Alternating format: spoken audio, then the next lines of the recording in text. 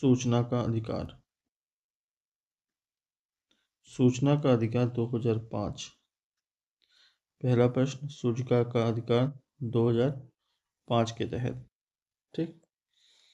इसके अंतर्गत विदेशी प्रयास सूचना के अधिकार 2005 को लागू कराने के। सूचना के अधिकार भारत में नया नहीं है, इसकी प्रेरणा विदेशों से ली गई है। विदेशी से लेने से मतलब है कि विदेशियों द्वारा यह प्रेरणा लेकर भारत में लागू किया गया।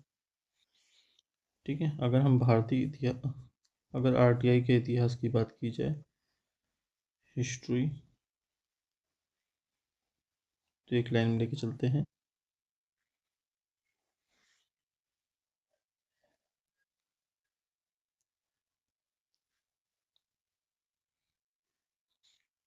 ठीक। सबसे पहले स्वीडन द्वारा 1766 में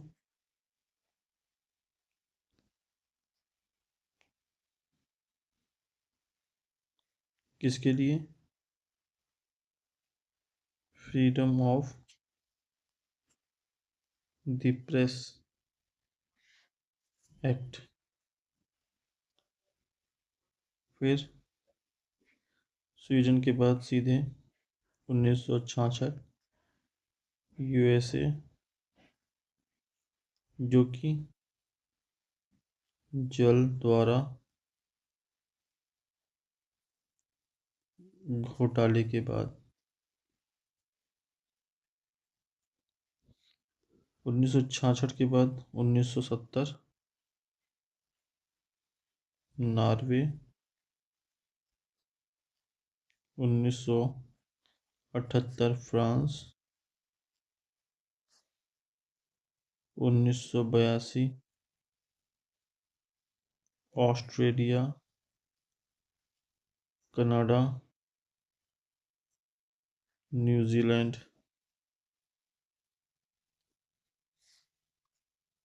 1985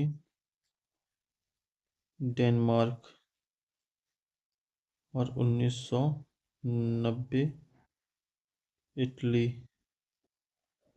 2005 भारत। ठीक। तो ये है आरटीआई का इतिहास। इसको विस्तार से समझते हैं। स्वीडन विदेश का पहला ऐसा देश था जिसने 1766 में freedom of the press act लागू किया, जिसे सरकारी कार्यों में पारदर्शिता का अधिकार दिया गया। अमेरिका, यूएस 1966 में फ्रीडम ऑफ इंफॉर्मेशन एक्ट लागू किया गया। ब्रिटेन के द्वारा ब्रिटेन ने 2000 में फ्रीडम ऑफ इंफॉर्मेशन एक्ट लागू किए। इन देशों की पारदर्शी शासन के अनुभवों से भारत में प्रणाली और लोकतंत्र तभी सशक्त होगा जब नागरिक को सरकार से जानकारी पाने का अधिकार होगा। राजनीतिक प्रयास क्या रहे भारत में? भारत में सूचना का अधिकार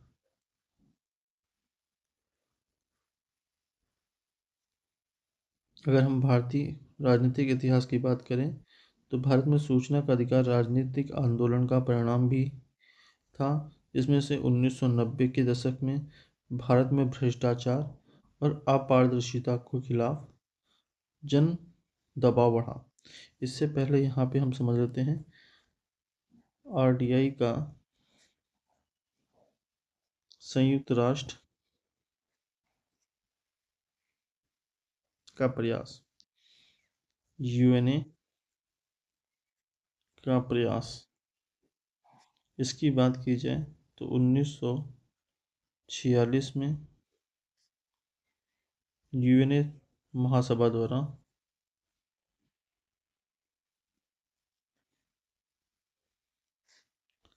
संकल्प 59 के तहत इसको लाया गया। ठीक है।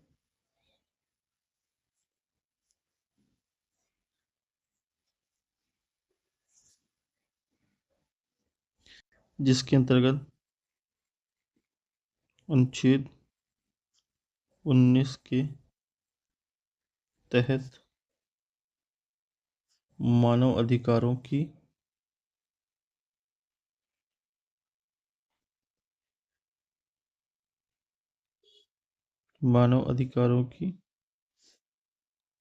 सार्वभौमिक घोषणा की गई।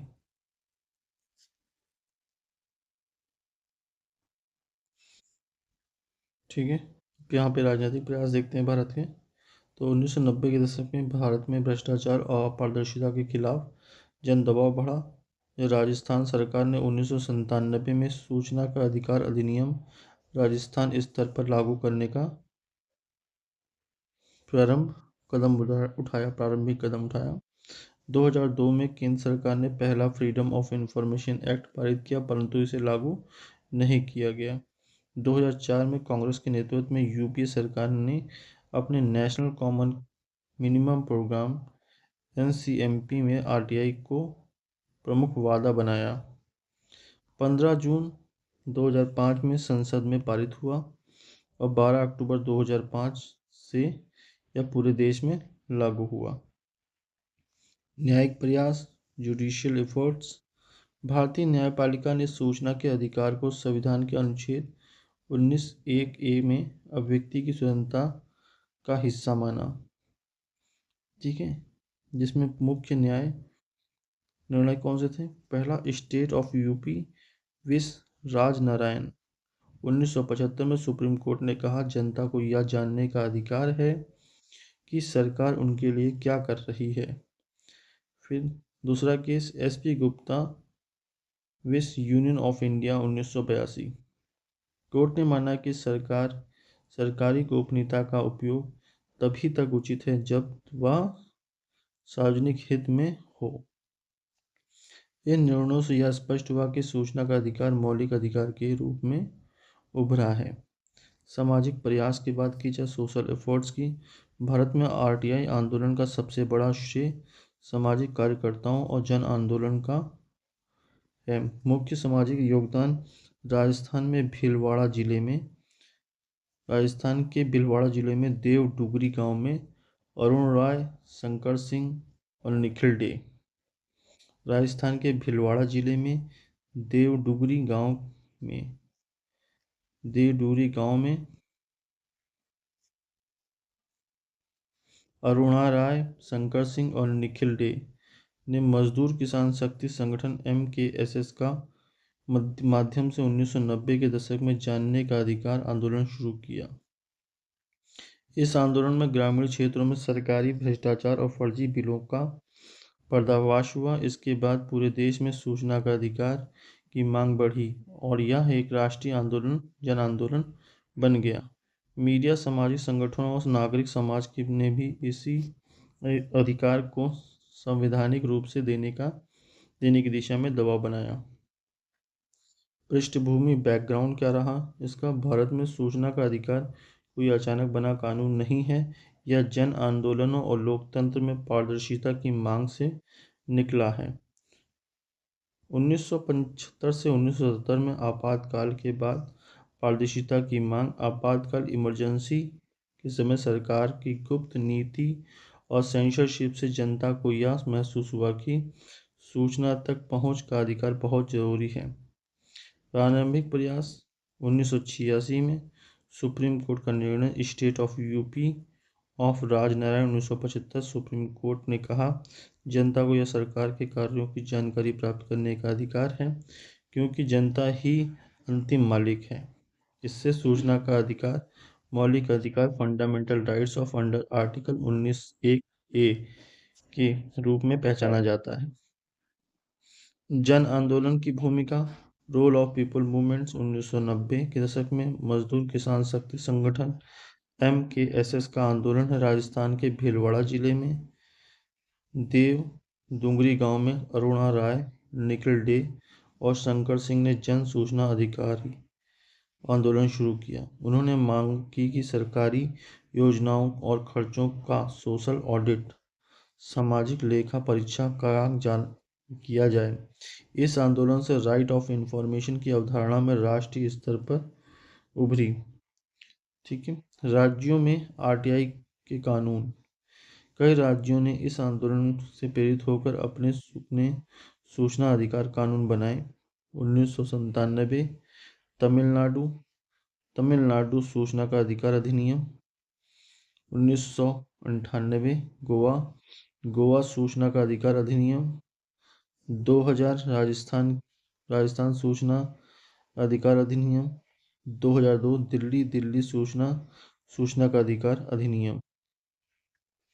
आपसे प्रश्न पूछेगा, भारत में सबसे पहले सूचना का अधिकार अधिनियम किस राज्य में आया? तो 1997 में तमिलनाडु में। केंद्र सरकार का स्तर प्रयास। 1997 में केंद्रीय प्रशासनिक सुधार आयोग ARC ने सिफारिश की सूचना का अधिकार सुनिश्चित करने के लिए एक केंद्रीय कानून लाया जाए। 2002 में फ्रीडम ऑफ इंफॉर्मेशन बिल का मसौदा तैयार किया गया। केंद्रीय सरकार ने सूचना की स्वतंत्रता विधेयक FOI बिल संसद में पेश किया। 2002 में फ्रीडम ऑफ इंफॉर्मेशन एक्ट 2002 पारित किया गया, लेकिन यह कानून कभी प्रभावी रूप से लागू नहीं किया गया क्योंकि इसमें पारदर्शिता की पर्याप्त शक्ति नहीं थी।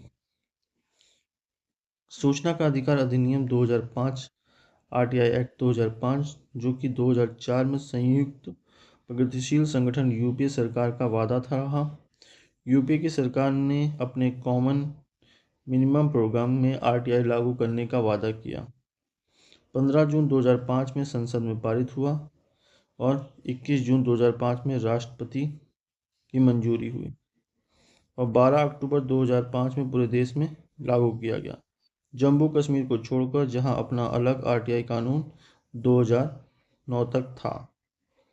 अधिनियम की मुख्य विशेषता क्या थी? इसमें कुल 6 अध्याय थे। पहला प्रश्न, आरटीआई में कितने अध्याय हैं? 6 अध्याय हैं। इसमें कितनी धाराएं हैं? कुल 31 धाराएं हैं। उसका उद्देश्य क्या रखा गया? सरकारी कामकाजों में पारदर्शिता और जवाबदेही बढ़ाना, भ्रष्टाचार को कम करना, नागरिकों को जानकारी प्राप्त करने का कानूनी अधिकार देना।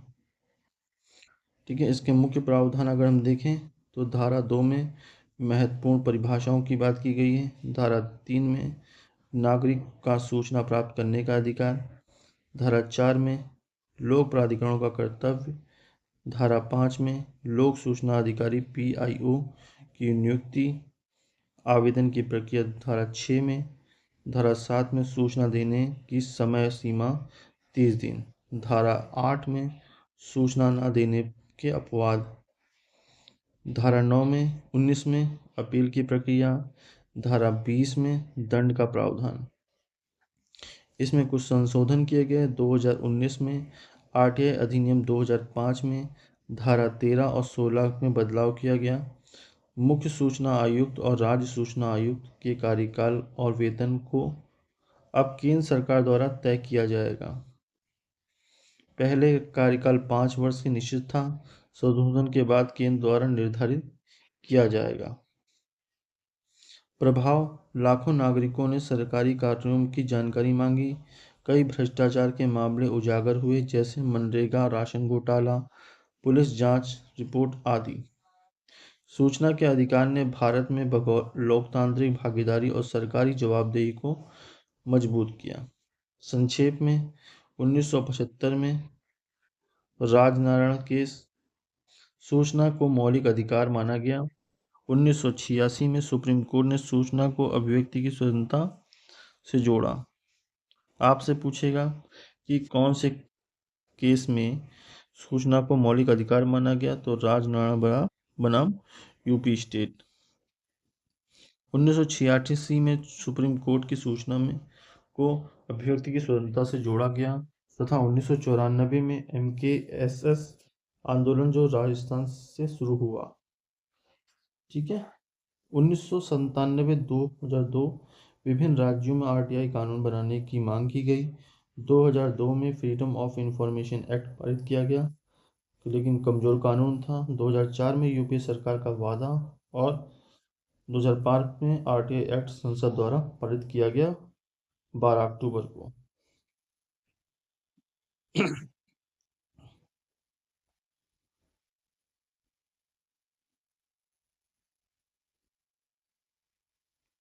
2019 2019 संशोधन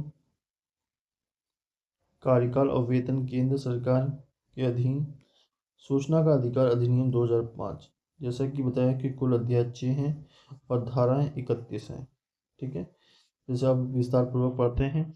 धारा 1 प्रारंभिक अध्याय धारा 1 से लेकर 2 तक की बात की गई है। ठीक है, धारा 1 में संक्षिप्त नाम, विस्तार व प्रारंभ। इस अधिनियम को सूचना का अधिकार अधिनियम कहा जाएगा 2005। यह भारत के पूरे क्षेत्र में लागू है, जम्मू कश्मीर को छोड़कर, जिसे बाद में आरटीआई 2019 से शामिल किया गया है 31 अक्टूबर से। 12 अक्टूबर 2005 से प्रभावी हुआ।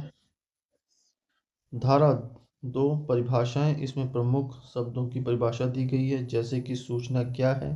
तो सूचना इंफॉर्मेशन, किसी रूप में ग्रहित डेटा, दस्तावेज, ईमेल, नोट्स, प्रेस विज्ञप्ति, परामर्श, रिपोर्ट, अनुबंध आदि इंफॉर्मेशन है। लोक प्राधिकरण पब्लिक अथॉरिटी क्या है? कोई भी संस्था जो सरकार द्वारा स्थापित, वित्त पोषित या नियंत्रित होती है, तो उसको लोक प्राधिकरण कहा जाता है। सूचना का अधिकार, राइट टू इंफॉर्मेशन, किसी लोक प्राधिकरण से जानकारी प्राप्त करने का अधिकार। केंद्रीय राज्य लोक सूचना अधिकारी CPIO और SPIO, central public information officer, संयुक्त अधिकारी जो कि सूचना प्रदान करता है। अध्याय 2 लोक प्राधिकरणों के कर्तव्य। दूसरा प्रश्न, लोक प्राधिकरणों के कर्तव्य किसमें है? अध्याय 2 में है, जो कि धारा 3 से लेकर 11 तक है। धारा 3 में सूचना का अधिकार, प्रत्येक नागरिक को किसी लोक प्राधिकरण से सूचना प्राप्त करने का अधिकार है, इस अधिनियम की शर्तों को के अधीन। धारा 4 लोक प्राधिकरणों के कर्तव्य, प्रत्येक लोक प्राधिकरण को यह सुनिश्चित करना होगा कि उसकी सभी क्रियाएं, निर्णय और नीतियां पारदर्शी हों। अब दूसरा, आवश्यक जानकारी स्वतः प्रकाशित की जाए, जैसे संगठन की संरचना, बजट, नियम, कर्मचारियों के कार्य। तीसरा, वेबसाइट पर सूचना उपलब्ध कराई जाए। धारा 5 लोक सूचना अधिकारी की नियुक्ति, प्रत्येक लोक प्राधिकरण को एक या अधिक लोक सूचना अधिकारी PIO की आवश्यकता अनुसार लोक सूचना अधिकारी APIO नियुक्त करने होंगे। यह अधिकारी जनता से आवेदन लेकर सूचना प्रदान करते हैं। धारा 6 सूचना प्राप्त करने की प्रक्रिया, कोई भी नागरिक लिखित आवेदन 10 रुपये शुल्क देकर सूचना मांग कर सकता है। आवेदन हिंदी, अंग्रेजी या संबंधित स्थानीय भाषा में हो सकता है। आवेदन गलत विभाग में जाने पर अधिकारी 5 दिन के अंदर सही विभाग में भेजेगा। धारा 7 सूचना देने का समय सीमा, सामान्य स्थिति में 30 दिन के अंदर सूचना दी जा सकती है। यदि मामला जीवन और स्वतंत्रता से जुड़ा हुआ हो तो 48 घंटे में। यदि सूचना नहीं दी जा सकती है तो कारण बताना अनिवार्य है। धारा 8 सूचना देने से छूट, कुछ सूचनाएं नहीं दी जा सकती है, जैसे कि राष्ट्रीय सुरक्षा तथा रक्षा से संबंधित जानकारी, विदेशी संबंधों से जुड़ी जानकारी, न्यायिक प्रक्रिया के अधीन मामले, गोपनीय वाणिज्य सूचना, निजी जानकारी जिससे किसी भी की निजता का हनन हो। लेकिन यदि जनहित अधिक महत्वपूर्ण हो तो सूचना दी जा सकती है। धारा 9 तीसरे पक्ष की कॉपीराइट सूचना से छूट, यदि सूचना किसी अन्य व्यक्ति की कॉपीराइट का उल्लंघन करती हो तो उसे नहीं दिया जा सकता है। धारा 10 आंशिक सूचना, यदि कुछ अंश गोपनीय हो तो बाकी सूचना दी जा सकती है। धारा 11 तीसरे पक्ष से संबंधित सूचना,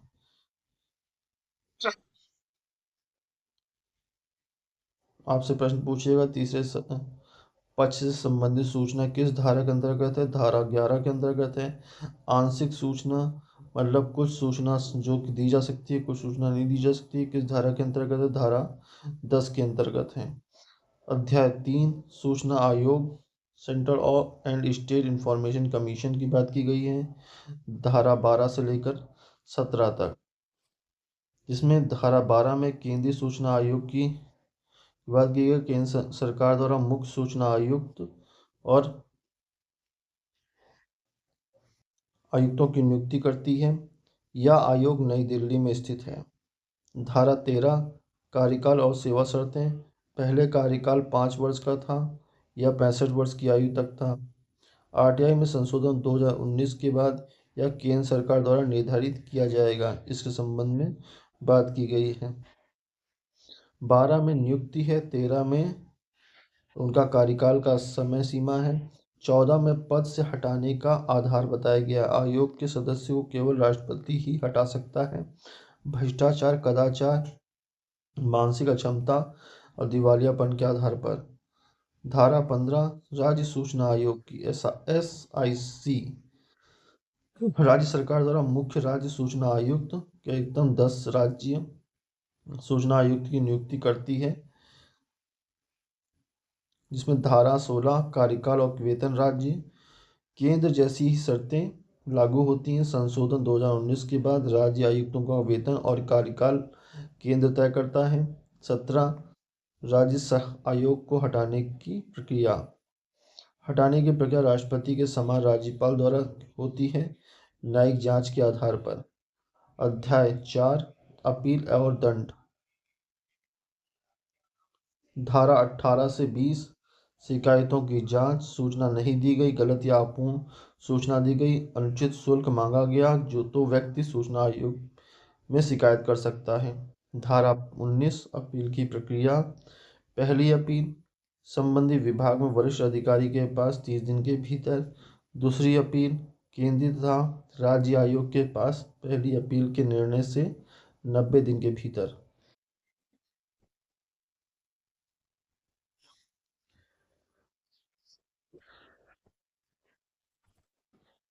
धारा 20 दंड का प्रावधान। यदि लोक सूचना अधिकारी ने जानबूझकर सूचना रोकी या गलत दी तो 250 रुपये प्रतिदिन, अधिकतम 25,000 रुपये का जुर्माना लगाया जा सकता है। आयोग अनुशासनात्मक कार्रवाई का आदेश भी दे सकती है। अध्याय 5 केंद्रीय और राज्य सरकार के कर्तव्य। धारा 21 से 25 तक। धारा 21 संरक्षण, protection of the action taken in good faith. यदि अधिकारी ने ईमानदारी से कोई कार्य किया है तो उसके खिलाफ कोई मुकदमा नहीं चलेगा। संरक्षण की बात की गई है। केंद्रीय राज्य सरकार के कर्तव्य, जिसके अंतर्गत 21 से 25 में 21 में संरक्षण की बात, 22 में अन्य कानूनों पर प्रावधान। यदि किसी अन्य कानून में सूचना देने की मनाही हो तो भी आरटीआई अधिनियम की बात मान्य होगी, यानी आरटीआई एक्ट को सर्वोच्च प्राथमिकता मिलेगी। धारा 23 न्यायालयों का अधिकार क्षेत्र निषेध। आरटीआई से संबंधित मामलों में किसी भी निचली अदालत को हस्तक्षेप करने का अधिकार नहीं है। धारा 24 में आपसे प्रश्न पूछेगा किस धारा के अंतर्गत खुफिया और सुरक्षा संगठनों पर अपवाद की बात की गई है? तो धारा 24 के अंतर्गत, जिसमें IB, raw, BSF, CRPF, CISF, NSG आदि एजेंसियों पर आरटीआई लागू नहीं होगा। लेकिन यदि मामला भ्रष्टाचार या मानवाधिकार उल्लंघन से जुड़ा हो तो जानकारी दी जा सकती है। धारा 25 वार्षिक रिपोर्ट। केंद्रीय और राज्य सूचना आयोग हर वर्ष अपनी वार्षिक रिपोर्ट तैयार करेगा और संसद विधानसभा में प्रस्तुत करेगा। अध्याय 6 विविध, जिसमें धारा 26 से लेकर 31 तक की बात की गई है। धारा 26 में जागरूकता कार्यक्रम की बात की। सरकार जनता में सूचना अधिकारी के प्रति जागरूकता फैलाएगी और प्रशिक्षण पुस्तिकाएं प्रचार आदि करेगी। धारा 27 नियम बनाने की शक्ति केंद्र के पास। केंद्र सरकार इस अधिनियम के अंतर्गत नियम बना सकती है। ठीक है। धारा 28 नियम बनाने की शक्ति राज्य सरकारें भी अपने नियम बना सकती है और धारा 29 संसदीय नियंत्रण, सभी नियम संसद के समक्ष रखे जाएंगे। धारा 30 अधिनियम के कार्यान्वयन हेतु दिशा निर्देश, सरकार अधिनियम को प्रभावी बनाने के लिए आवश्यक दिशा निर्देश जारी कर सकती है। धारा 31 निरसन और बचाव, पुराना फ्रीडम ऑफ इंफॉर्मेशन एक्ट 2002 रद्द किया गया है, जिसकी जगह पे आरटीआई एक्ट 2005 लागू किया गया है।